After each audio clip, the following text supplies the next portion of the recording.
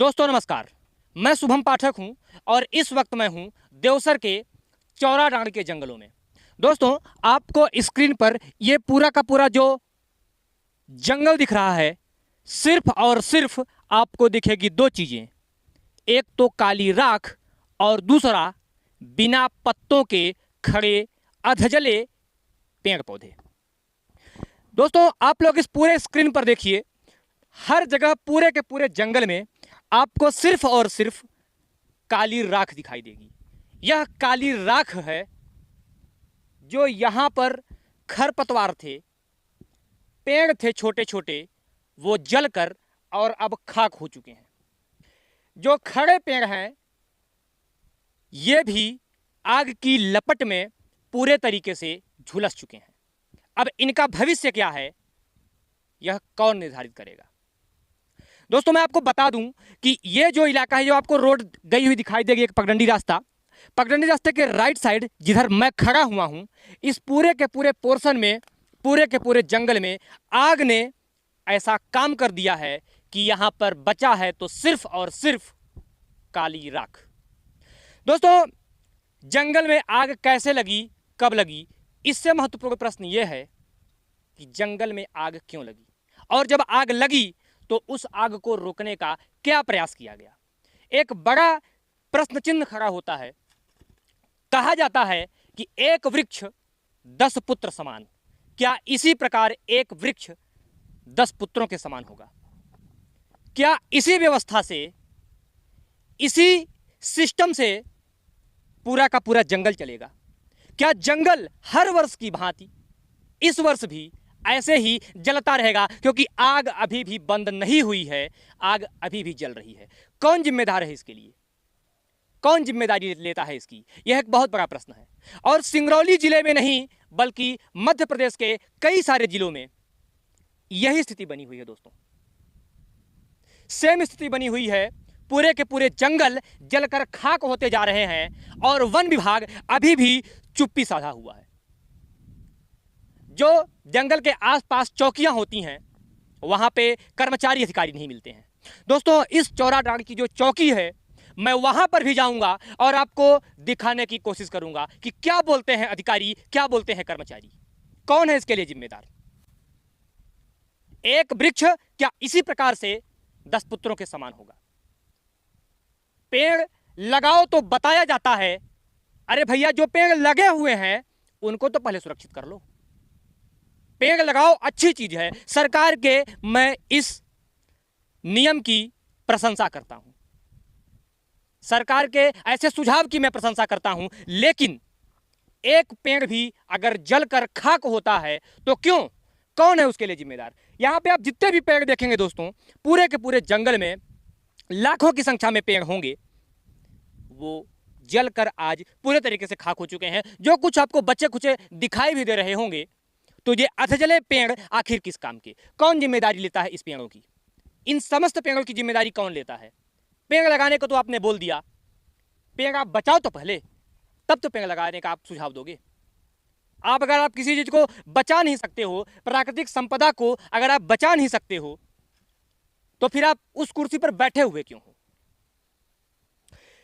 दोस्तों, मैं आपको एक बात बता देना चाहता हूं यहां से कि सिस्टम और सरकार तो जिम्मेदार है ही, लेकिन बहुत बड़े जिम्मेदार लोग भी हैं।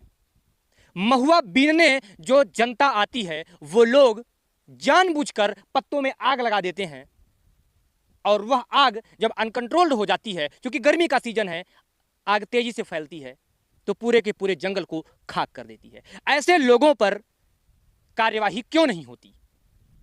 क्या जंगल के जो लोग हैं, जंगल के जो निवासी हैं, उन पर शासन प्रशासन का कोई दबाव नहीं है? क्या आपने कार्यवाही किया? यह एक बड़ा प्रश्न चिन्ह है। और पेड़ों में आग लगी क्यों? आपकी ड्यूटी क्यों थी? आपको किस लिए चयनित किया गया है? आपको क्यों बैठाया गया है उस कुर्सी पर? आपके अधिकारी, आपके कर्मचारी आपके अंडर में किस लिए काम करते हैं? पूरे वन विभाग से यह एक बहुत बड़ा प्रश्न चिन्ह खड़ा होता है। जरा सोचिए कि इस जंगल में कितने छोटे छोटे जीव जंतु रहे होंगे, कीड़े मकोड़े रहे होंगे, जो कि खरपतवार में उनका भरण पोषण होता रहा होगा। लेकिन प्रकृति को जब आप बर्बाद करोगे, उसे जलाओगे, उसे नष्ट करोगे, प्रकृति के साथ आप खिलवाड़ करोगे, तो प्रकृति भी याद रखो आपके साथ खिलवाड़ करेगी। जब शासन और प्रशासन की जिम्मेदार लोग इस प्रकार से रवैया रखेंगे, सुप्त अवस्था में रहेंगे, तो निश्चित रूप से यही हाल होगा जो आप हाल देख रहे हैं। मध्य प्रदेश में सबसे ज्यादा वन है। मध्य प्रदेश भारत का एक ऐसा राज्य है जिसके ज्यादातर क्षेत्रों में वन है। यह प्रकृति का एक वरदान है जो कि मध्य प्रदेश को मिला है। हर राज्य को वह वरदान नहीं मिलता। यहां दोस्तों मैं बता दूं आपको, जहां मैं खड़ा हुआ हूं, यह है सिंगरौली जिला। और अगर हम एयर डिस्टेंस की बात करें तो सिंगरौली जो पूरे के पूरे पावर प्लांट है सिंगरौली क्षेत्र में, मुश्किल से 25 से 30 किलोमीटर होंगे। एयर डिस्टेंस की मैं बात कर रहा हूं। लेकिन पेड़ों का यह कमाल है, प्रकृति का यह वरदान है कि यह जो पूरा क्षेत्र है जहां मैं खड़ा हुआ हूं, देवसर इलाके के अंतर्गत आता है यह, यहां जरा सा भी प्रदूषण नहीं है। यह सिर्फ और सिर्फ संभव हो सका है पेड़ों की वजह से। और अगर पेड़ों को, वृक्षों को संरक्षित नहीं किया गया तो निश्चित रूप से दोस्तों एक दिन ऐसा आ जाएगा कि हमारे हाथ में कुछ नहीं बचेगा, अगर यही स्थिति बनी रही तो। दोस्तों यह वीडियो हमारे बनाने का उद्देश्य यही है, आप लोग इस वीडियो को ज़्यादा से ज़्यादा मात्रा में शेयर करिए, ताकि जो लोग इसके लिए रिस्पॉन्सिबल हैं, इस जंगल को नष्ट करने के लिए जो रिस्पॉन्सिबल हैं, उन पर कड़ी से कड़ी कार्यवाही हो और आगामी भविष्य में ऐसा दुस्साहस करने की कोई हिम्मत भी न कर सके। धन्यवाद दोस्तों। वृक्ष बचाओ तभी हमारा जीवन बचेगा। इसी मूल उद्देश्य के साथ मैं जाता हूं अभी चौकी के पास, चौकी प्रभारी के पास, वहां के कर्मचारियों के पास, कि आखिर ऐसा क्यों हुआ। आप लोग लगातार हमारे साथ बने रहिए, हमारा साथ दीजिए उस मुहिम में, ताकि हम आपकी आवाज को, देश की आवाज को ऊपर तक पहुंचाएं, ऊपर के अधिकारियों तक पहुंचाएं। धन्यवाद दोस्तों। जय हिंद। दोस्तों इस वक्त मैं आ गया हूं चौरा डांड चौकी के पास, जहां पर चौकी के प्रभारी, अधिकारी और कर्मचारी बैठते हैं। लेकिन यहां पर आप लोग स्पष्ट तौर पर देखिए कि चौकी के फ्रंट गेट पर ताला लटक रहा है। अगर ताला लटकेगा, इसी प्रकार से जंगल में आग लगेगी दोस्तों, तो चौकी प्रभारी को और कर्मचारियों को कैसे पता लगेगा जब वो खुद यहां से नदारद रहेंगे। दोस्तों मैं आपको दिखा देना चाहता हूं, ये आप अपने स्क्रीन पर देखिए, चौकी से जस्ट सटा हुआ ये जो पूरा का पूरा जंगल का इलाका है, यहां पर भी आग लगी हुई है। मैं तो जंगल के बीच में आपको दिखाने गया था, चौकी से सटे हुए जंगल पर भी आग लगी हुई है। आप लोग अपनी स्क्रीन पर स्पष्ट रूप से देखिए कि यहां पर बचा है तो सिर्फ और सिर्फ काली राख। और ये इलाका कहां है आपको दिख जाएगा, ये है नेशनल हाईवे 39।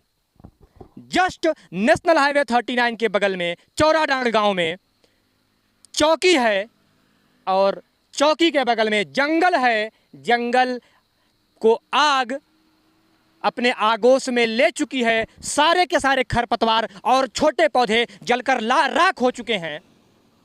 जीव जंतु यहां रहते होंगे छोटे मोटे, आखिर उनका क्या, उनकी लाइफ का क्या।